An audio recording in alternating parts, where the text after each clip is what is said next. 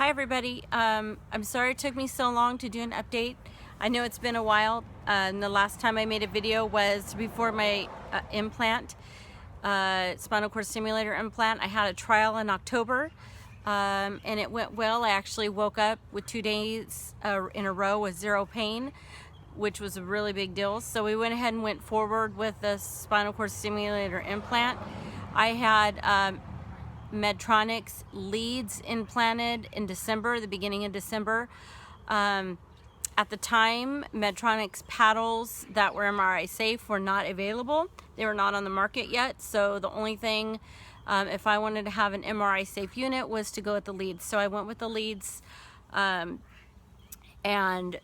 right after surgery, like the moment that they turned it on the next day, the stimulation was never in the correct area. I have pain in my hip and butt area on my left side, and the stimulation was on my knees and below. During the surgery, because I was awake during the part where they put the leads to your spinal cord, I was getting the correct stimulation. It was right in the area it needed to be. It did take a while to get the leads to get to the right area, but my neurosurgeon had it exactly where it needed to be. However, the next day when it was turned on, like I said, stimulation in my knees and below. So they're not really sure what happened. The theory of the rep was maybe the wires moved, or excuse me, the leads moved right after surgery, because from day one I never was getting the correct stimulation. So we went through about a month and a half of programming. They could never move the stimulation up to where it needed to be. I was not getting any pain relief at all. So they decided pretty early on, around February, that I would need a revision. A revision is basically the exact same surgery. It's not easy. So, but since it was in February, I knew that the Medtronics was getting ready to come out with paddles that were going to be MRI compatible, so I decided to wait. So I got my paddles surgery at the end of March. It was like March 29th. It was actually my 41st birthday. Really not what I wanted to do on my birthday, but that was just happened to be the day that was available for surgery. I was told I was the first person in California to get the paddles. They just came out on the market that day or the day before. The surgery went okay. I have a really awesome neurosurgeon up at Stanford. The next day I went home, and for the first week I really didn't tell a difference, because the surgery was the recovery, I should say, was very painful. From having the lead surgery and the paddle surgery, by far the paddle surgery was a lot worse recovery. The paddles, they do have to cut, I think it's called a lapidectomy, where they have to cut into bone. So your recovery is a lot worse because of the trauma near the area where they're cutting into the bones, the muscle of that trauma. So since I've had both leads and paddles, I can tell you paddles is a lot worse. Recovery takes a lot longer. For me, I never had any incisional pain. What I struggled with was very tight muscles in my upper back, almost below my shoulder blade, and that's where the paddles is high up there like that. So I really struggled with, like, I couldn't stand for very long or sit for very long. It was I want to say for about 7 weeks it was pretty bad. My paddle surgery was March 29th, and today is June 2nd, and I would say about the last 3 weeks I've finally been feeling better as far as the tightness in my back. As far as recovering from the surgery, I feel that I'm doing better. The first week after the paddle implant, I did not receive any pain relief, but after that, for about 5 weeks, I was getting really good pain relief, at least 50%, sometimes 60%. I actually went in, I was so excited. I went to my primary doctor who prescribes my pain medication, and I asked him to start reducing my pain medication, because the whole goal of spinal cord stimulator for me is to get off all of the pain medication I've been taking for the last 4 years. I don't like taking pain medication. I would not be able to get out of bed without it, though. It's really been a lifesaver for me right now, and I'm very, very lucky that my primary doctor knows the kind of pain that I'm in, and I've never had a difficult time getting the correct pain medication. He's wanted to help me and to make sure that I'm comfortable. I've never, even taking pain medication, I'm still always hurting, but it would at least be able to let me get out of bed. I was able to work. I operate a farm. You could probably hear the chickens in the background. The pain medication is a lifesaver as far as helping me not to be bedridden, to be able to live, to be a mom, a wife, an employee, a farm owner, etc.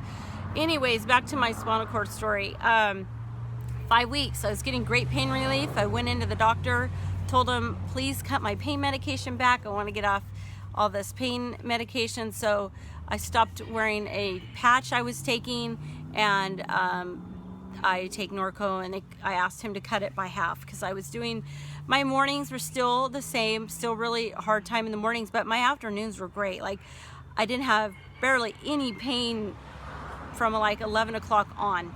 Like, I would take, sometimes I would wake up, take 2 Norco, and I'd be fine till about like 4 in the afternoon. I would only take 1, and I would be great till the next morning. So it was a huge difference in pain. So I had the doctor cut my pain medication. I felt great for five weeks. I had lots of pain reduction.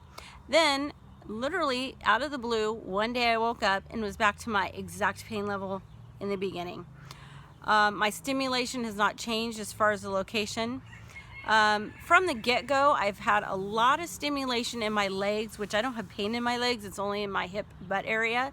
So my theory was maybe there's so much stimulation in my legs that I'm not getting, that maybe my brain is not, that's where it thinks the pain is, and that's why it's not working anymore. I don't know. I've been been programmed 3 different times, 2 different reps. I'm back to my normal pain level. So here I basically went through a trial, a lead implant, and then also a paddle implant in less than 6 months. And I'm back exactly where I started with really bad high pain levels, plus taking less pain medication, so I'm actually worse off than what I was. I don't want to go back to my doctor and have him put me back on pain medication or the amount that I was taking, because I really feel that it's a matter of just programming, trying to get it right. I know that if they said to me tomorrow, we have to go in and move the paddle or whatever, I'm not going to do it. I'm not going to go through this surgery again.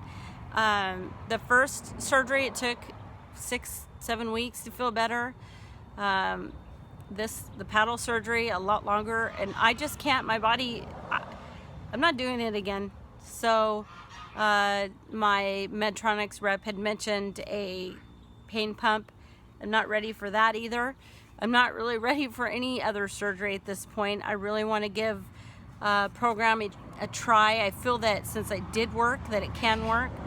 My neurosurgeon said he has a plan. He wanted to talk to a couple of other doctors and get back to me. But I just wanted to give everybody an update of where I'm at. Thankfully, I work for the schools, so I'm off on summer break, so I do not have to go back to work till August. So I do have some time to mess around with programming and hopefully be feeling better. But it's been awful. 4 years of excruciating pain. I've had so many different procedures. I've had spinal blocks, nerve ablations, lots of injections in my SI joint, because that's actually what they thought it was to begin with, was SI joint problem. It's not. That's not what it is. But anyways, chiropractic treatments, acupuncture, structural realignment. I've had so many different, and then tried different pain medications. I've done so many different procedures and surgeries, and but people, and I know that people that are watching this that are in chronic pain, you'll do anything. You're like, if a doctor tells you this may help you, you're gonna do it, even though there's a risk that it might not help. So I'm looking into other alternatives. I just want to get better, because anybody that's gone through this long, it's not only is it hard on your body, it's very hard mentally. It's hard with just mentally dealing with it. I've been blessed that I don't feel that I've actually went into a depression, but there are times in these last 4 years that have been rough emotionally, but I'm a Christian, I'm a believer, and the Lord has really helped me get through this. I have a lot of people praying for me in my church, in my family. I have friends praying for me. So if it wasn't for the fact that I know the Lord has a plan with everything, so I'm waiting. I'm just waiting. So there I am. There's my story. If somebody were to say, would you do it again? Would you get a spinal cord stimulator? I guess yes, because it did help for a while. I'm not saying it didn't help. Is recovery hard? For me, it was hard, but I know of other people that have had the surgery, and they're back at work at 2-3 weeks, feeling great. However, I did not have that experience. My whole problem was the muscles in my back. So, anyways. I hope to do better updates here. Sorry, this is kind of a long update because it's been so long. I don't think I've even recorded anything since the trial. So if you have any questions, you can feel free to ask them below in the comment box. And pray that maybe next time I come on and talk to you, that it will be a better outcome, that I'll have, hey, we got it programmed, and it's working. I am very happy that I do have to say that I feel blessed in the sense that I do have very good doctors. My primary doctor is awesome here where I live.